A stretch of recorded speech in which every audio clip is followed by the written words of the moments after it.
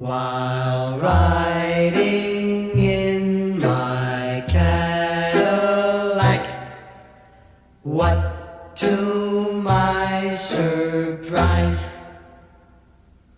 a little Nash Rambler was following me about 1/3 my size.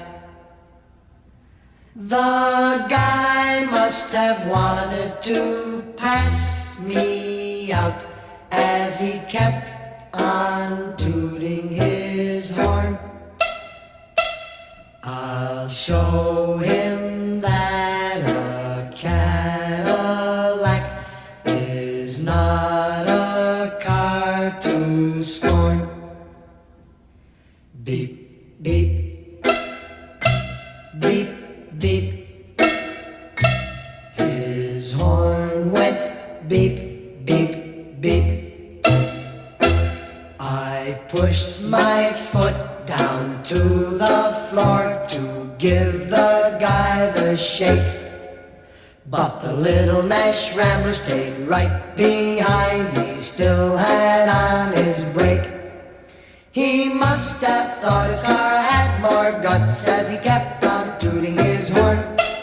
I'll show him that a Cadillac is not a car to scorn. Beep, beep, beep, beep. His horn went beep, beep, beep. My car went into passing gear and we took off with gust. Soon we were doing 90, must have left him in the dust. When I peeked in the mirror of my car, I couldn't believe my eyes. The little Nash Rambler was right behind. I think that guy could fly. Beep, beep, beep, beep. His horn went beep, beep, beep. Now we're doing 110, this certainly was a race. For a Rambler to pass a Caddy would be a big disgrace. The guy must have wanted to pass me out, he's kept on tooting his horn.